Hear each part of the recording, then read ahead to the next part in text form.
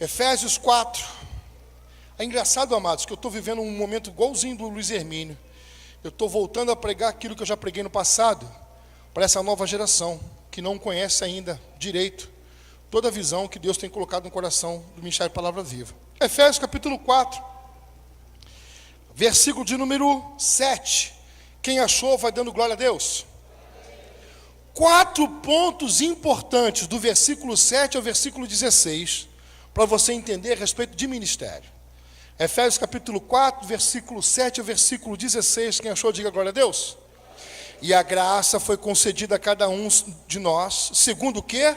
A proporção do dom de Cristo. Por isso diz: quando ele subiu às alturas, levou o cativo o cativeiro, e concedeu dons aos homens. Ora, o que quer dizer subiu, senão que também havia descido até as regiões inferiores da terra? Aquele que desceu é também o mesmo que subiu acima de todos os céus, para encher todas as coisas. E ele mesmo concedeu uns para... Vamos lá comigo? Concedeu uns para apóstolos, outros para profetas, outros para evangelistas e outros para pastores e mestres. Amados, por que Deus derramou esse tipo de dons aos homens?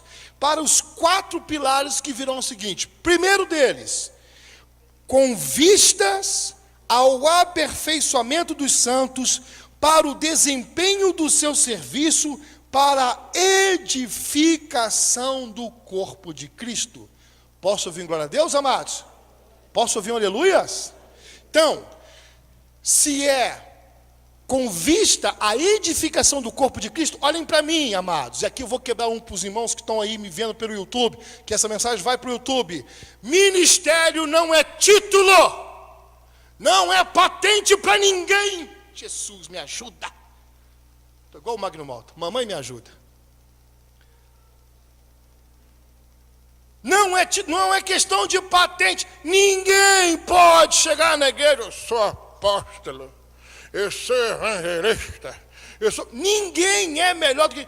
Os 5 ministérios são funções dentro do corpo. Não são títulos, não é questão de patente. Cada um foi chamado para edificação do corpo. Eu vi um grandão desse aí dizer que num programa, cara, é difícil, que o humorista, meio que repórter, sei lá que cara é, perguntou a um líder de uma grande igreja: por que o apóstolo? Porque é uma questão de hierarquia. Não é, meu filho, não é questão de hierarquia.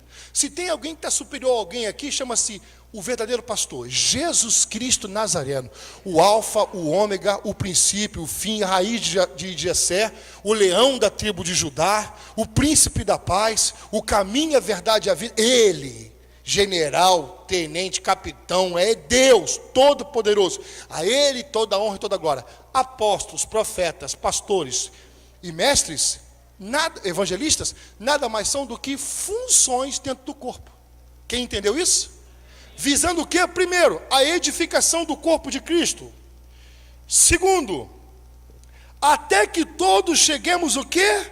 A unidade da fé e do pleno conhecimento do Filho de Deus, a perfeita varonilidade, a medida da estatura da plenitude de Cristo. Então, os 5 ministérios visam a edificação do corpo, a unidade e o crescimento espiritual. Até que todos nós chegamos o quê? A estatura de varão de Cristo. Então, coloca a mão no teu irmão e diga para ele assim: espírito de Peter Pan. Criança que não quer crescer, fala: solta o meu irmão agora. Ele vai chegar, profetiza, a estatura de varão perfeito. Fala: o meu irmão, a minha irmã, fala. Vai ser luz do mundo e sal da terra. É uma bênção do Senhor. Então, Peter Pan, fala: Peter Pan, não resista. Eu te repreendo, demônio. Solta o meu irmão. Posso ouvir aleluia, amados? Então, edificação e crescimento no corpo. O que mais os 5 ministérios provocam dentro da igreja de Cristo Jesus? Terceiro, para que não mais sejamos como meninos, agitados de um lado para o outro, levados ao redor por todo o vento de doutrina, pela artimanha dos erros, pela astúcia com que induzem ao erro. Terceiro, evita, vãs filosofias e vento de doutrina. Posso ouvir aleluias? O pastor pode ser enganado, o evangelista pode ser enganado, mas quando há um grupo de mestres dentro da igreja e de profetas, eles pegam a palavra de Deus, olham e falam assim: está errado. Esse vento de doutrina que surgiu agora está fora da palavra de Deus. Profeta então, irmãos, profeta, sangue de Jesus tem poder. É o mala dos ministérios. Apóstolo, ele é o mala. Tudo está ruim, nada está bom. Sempre tem alguém que está fora dos caminhos do Senhor. O profeta, ele toca a trombeta. Está errado, isso é pecado, arruma. É o profeta. O mais querido de todos, os dois mais queridos de todos, o pastor e o mestre, são os mais queridos. Vou explicar já. No acidente, vocês sabem a história do acidente de carro com os 5 ministérios? Vocês sabem? Vou contar para vocês no final da pregação. Vou explicar para vocês. Mas o mala sem alça, o que é o profeta? Porque o profeta conhece a palavra. E o profeta, ele caminha com a palavra como um prumo na sua mão. Se ele vê o erro ali, ele aponta: irmão, está errado. Está errado. Isso não está de acordo com a palavra do Senhor. Isso é caminho de perdição. E ele toca a trombeta, é o profeta. Show? Vamos lá. Mas seguindo a verdade em amor, cresçamos em tudo naquele que é o cabeça, Cristo. Só para terminar aqui que eu esqueci. Então, todo vento de doutrina, pela artimanha dos erros, pela astúcia com que induzem ao erro. Versículo 14.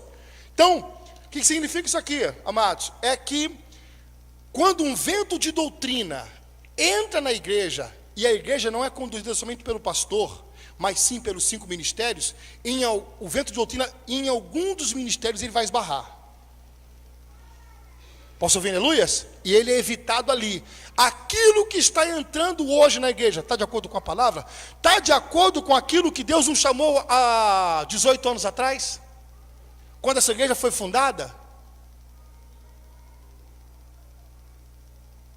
E isso é muito importante, olha para mim, olha só, isso é muito sério que eu vou falar aqui agora.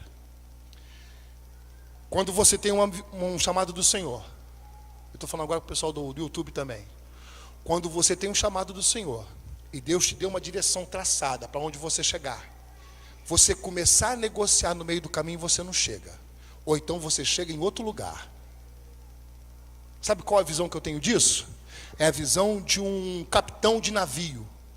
O Senhor traça para ele: eu quero que você saia do Brasil e vá até a Inglaterra.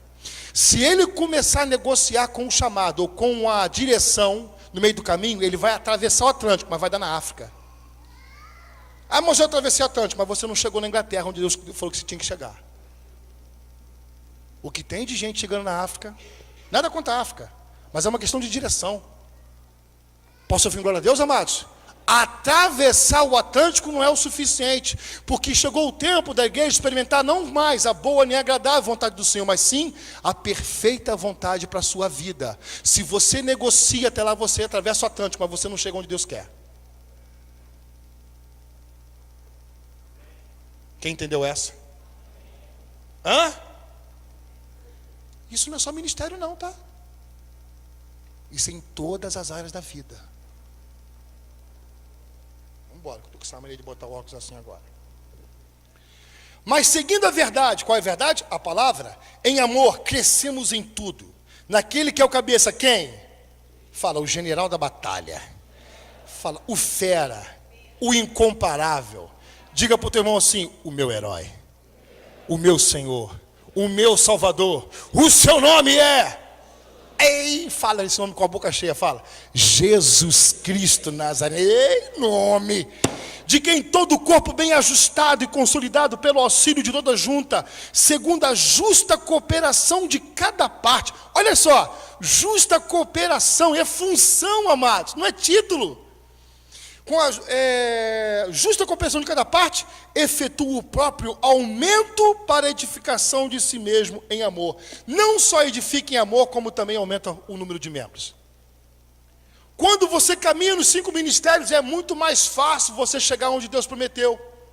Posso ver aleluias? Porque juntos a gente constrói uma história, sozinho ninguém constrói nada. Então, apóstolo, mas por que você está lendo isso aqui agora? Primeiro está escrito na Bíblia. Amém? Não foi arrancado dela, está aqui. Mas por que a maioria das igrejas não vive dentro dos 5 ministérios? Por causa da reforma protestante, de Martim Lutero. Quando Martim Lutero fez a reforma protestante, o que ele fez? Ele só mudou a ordem de culto, mas a liturgia era a mesma. O padre deixou de ser padre e passou a ser pastor. E é a figura principal. E com a reforma protestante, morreu então os 5 ministérios. E agora, apóstolo, por que estão falando de novo em 5 ministérios? Porque estamos vivendo não mais o tempo da reforma, mas o tempo da restauração. Quantos quem diga aleluia? Apóstolo, qual é a diferença entre reforma e restauração? Na reforma, você compra uma casa, olha para a cozinha e você não gosta do tamanho da pia. Você não gosta onde ficou o fogão. Você não gosta da posição da geladeira. Então o que você faz? Você faz a reforma segundo aquilo que você acha melhor. Isso é reforma. Restauração não, fofo. Restauração você faz voltar à origem. Paga o preço de voltar à origem. Então, pergunta o restaurador, quando ele vai buscar essas obras do século XVIII, século XIX, o que ele tem que fazer? Ele tem que estudar primeiro, saber com que tipo de material foi usado ali, para poder restaurar e fazer voltar a ser igual. A igreja precisa não mais de uma reforma, mas de uma restauração. Por isso eu estou falando de 5 ministérios. Quem entendeu essa? Posso ouvir aleluia? Agora, a parte mais gostosa. Tem tempo? Tem tempo? 9 horas? Ah, vou brincar. 9 horas é isso mesmo? 9 pouquinho? Então vou brincar. E quando ela fala que a igreja cresce com a justa cooperação de cada parte, é muito show de bola. Quando há um pastor, um ministério, mas acho até muito engraçado que eu ouvi uma pregação dessa de um pastor que quando ele vê, logo que um irmão começa a crescer no ministério, a primeira coisa que ele faz é botar esse irmão para fora da igreja. Fala, por quê? Vai concorrer comigo no púlpito? Eu falei, que visão! Uou! Uau! Então tua igreja vai se resumir a você, a tua mulher e teus filhos, porque daqui a pouco o que crescer está morto. Mas na visão ministerial dos 5 ministérios, posso ouvir aleluias, você identifica o chamado de cada um pelos frutos que dá. Por exemplo, o pastor Felipe Novaes, uma bênção do Senhor, posso ouvir aleluia? Ele acumula um trabalho lindo que já é um pastor ungido pela igreja, e é ungido também, foi ungido agora como mestre. Mas um ministério que ele carrega muito forte é o evangelístico. Carrega com ele. Olha aí quantos jovens. Olha o Palavra Viva antes e depois que o pastor Felipe Novaes foi ungido. Olha quantos jovens. Os jovens, na sua maioria, gritam hoje, eu quero ouvir sobre os ministérios. A preocupação deles. Nós, os velhos, queremos o quê? A fé, nós queremos nossa vitória. Da nossa vitória. Né? Mas os jovens estão pedindo o quê? Eu quero o ministério, por quê? Para identificar qual é o meu chamado. Então, nesses chamados existe o apóstolo, o profeta, o pastor, o mestre e o evangelista. O apóstolo, vamos falar o apóstolo por último. Vamos falar do quem? Vamos falar do pastor. Quem é o pastor? É aquele senhor que sai de casa com um perfume e volta com 35 para casa. Porque ele abraça todo mundo, ele beija todo mundo. Ele acaba de pregar e corre lá para a porta da igreja perguntar a vida de cada um, como é que está, ele se preocupa, ele se importa, ele é uma bênção. Eu admiro, pastor, admiro, porque ainda falta isso na minha vida. Eu não sou tão paciente, eu não tenho tempo. Eu, Vitor, estou errado. Apóstolo, estou errado, eu não sou perfeito. Por isso que eu preciso das outras partes. Ninguém caminha sozinho. Quem entendeu? Posso ouvir aleluia? Mas eu dou a minha contribuição. Está sendo bênção para a tua vida? Estou fazendo a minha parte. Estão entendendo o que eu estou falando? O pastor é aquele que cheira a ovelha, a mulher fica preocupada, a mulher sempre está ciumenta, por quê? Porque ele abraça, ele beija, ele quer saber, ele gasta tempo, ele senta, ele ama aconselhamento pastoral, ama, e ele liga, ele pergunta, quer saber como é que está, é o pastor, ele cuida, cara, não tem jeito, nasceu para cuidar. O evangelista não tem paciência também para cuidar ninguém não, ele gosta de ver nascer, né? Ele vai para a rua, ele prega o evangelho, ele é o desbravador, ele está com a lança na mão, ele vai... O evangelista, ele quer ver nascer, ele quer ver a criança nascer, o evangelista carrega isso no coração dele. Está aqui o culto, uma bênção, uma revelação de mestre, aquela profundidade revelada que nunca tinha chegado aos nossos ouvidos, tremenda. Está o evangelista lá fora, o apelo. Aí você fala assim, tá bom, seu mala. Tem alguém aqui nessa noite, a gente fala assim, ai, graças a Deus, esse sangue não vai me ser cobrado mais. Ele tem que ver nascer. Posso ouvir glória a Deus, amados? Já o mestre não, o mestre já não se conforma somente com a leitura da palavra, ele quer saber o segredo que está por trás dela. Ele é o caçador de tesouros. Pastor Felipe é um outro também, gosto de falar isso porque ele vive caçando, ele classificou as pérolas que ele acha como pãozinho. Aí tem pão, pastor. Aí ele vai e come o pãozinho dele. A Aninha também é outra, que vive lá em casa. Pai, um dia desse, gente, pelo amor de Deus, cheguei em casa, minha filha em prantos. Em pranto, eu vou contar, filha, não sou baú. Você sabe que não pode acontecer nada na minha vida, que minha vida é uma carta lida, horrível. Filha, que foi, filho? Nada não, mãe. Que foi, filha, pelo amor de Deus? Nada não, mãe. Caraca, como é que não foi? Tua filha está chorando, você está no quadro, não chora, o que foi? Pai, o senhor já viu a despedida de Moisés da terra, indo embora para a glória? Eu falei, não, filho, pai, o que é aquilo? Ela tinha comido pão, ela tinha descoberto um tesouro de relacionamento do servo do Senhor com Deus. O mestre, ele não se conforma somente com aquilo que lê, ele sabe que por trás daquelas linhas tem uma coisa profunda, ele quer descortinar, ele quer descobrir, ele quer saber, ele não se conforma. Posso ouvir glória a Deus, amados? Posso ouvir glória a Deus? Já o mestre não, o profeta não, o profeta é um mala, o único profeta que eu acho que é uma bênção muito bonitinha é a pastora Simone, o resto... irmã Julinha é uma benção. Irmã Julinha, mas é uma mala. Apóstolo, por quê? Porque a irmã Julinha, ela não negocia com aquilo que Deus colocou no coração dela. Ela carrega o prumo da palavra do Senhor. Chata. Vai orar aqui comigo, já fico olhando para a cara dela. Quando ela não ora, eu falei, graças a Deus. Quando ora alguém, eu falei, beleza. Quando ela vai orar, pastor, meu Deus me mostra, eu falei, Senhor da glória, vem ela, e é batata, Posso ouvir glória a Deus? O profeta, ele consegue receber do Senhor, ele tem a palavra do Senhor, mas ele consegue receber a revelação daquilo que pode acontecer, e ele antevê o problema. Então ele anuncia, é o chato. Para ser profeta, tem que conhecer Bíblia, tem que gostar de monte, tem que gostar do sobrenatural e intercessão. Posso ouvir glória a Deus? Faltou algum? O apóstolo reúne os 5. Ele tem um de cada, ele tem um pouquinho de cada. Resumido? Ele é o enviado. A palavra apóstolo é enviado.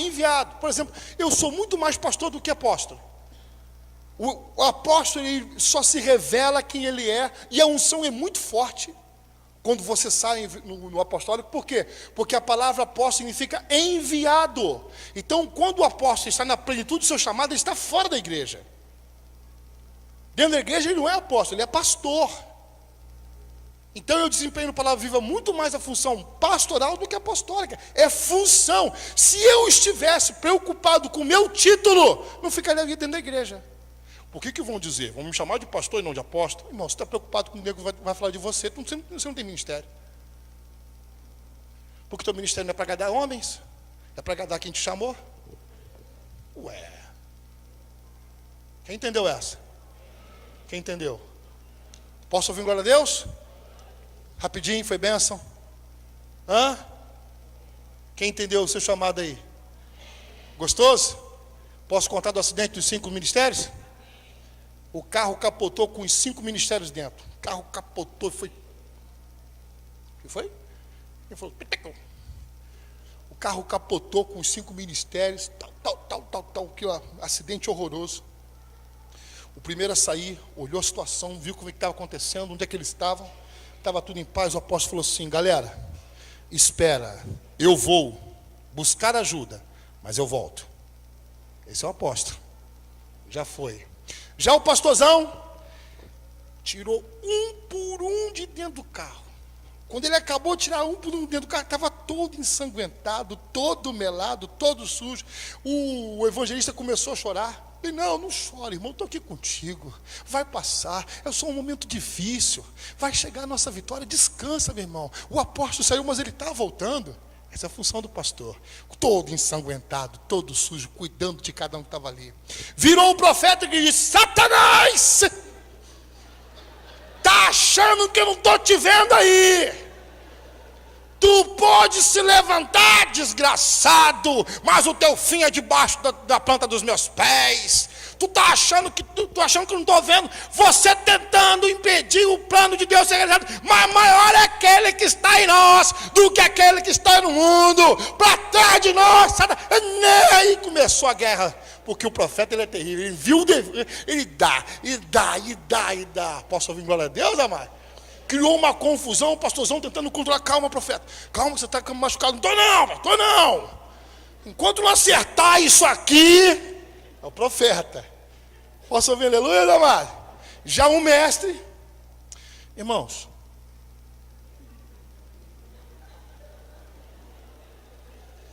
analisando tudo o que aconteceu, vejo que o nosso apóstolo usou de muita graça e sabedoria. Porque não temos como sair daqui. Inteligente da parte dele ir e buscar ajuda. Concordo com o profeta. Satanás tem se levantado contra a obra do Senhor, mas todo mundo. Se nós analisarmos a velocidade que nós entramos nessa curva, a chuva que estava caindo, como deixou tudo molhado e fôssemos um pouco mais prudentes, tenho certeza, amados, que esse acidente teria evitado. Todo mundo concordou. É verdade. Foi profundo, revelou o mistério. Posso ouvir glória a Deus? Faltou quem? E o evangelista vira no final: galera, é o seguinte. Concordo com o apóstolo. O profeta está certo. O mestre nos revelou um mistério. Pastor, muito obrigado pelas ataduras que curaram a nossa ferida. Mas a pergunta que não quer calar é: se nós morremos, quem aqui tem a certeza da salvação? Você pode aplaudir e glorificar o nome do Senhor Jesus Cristo.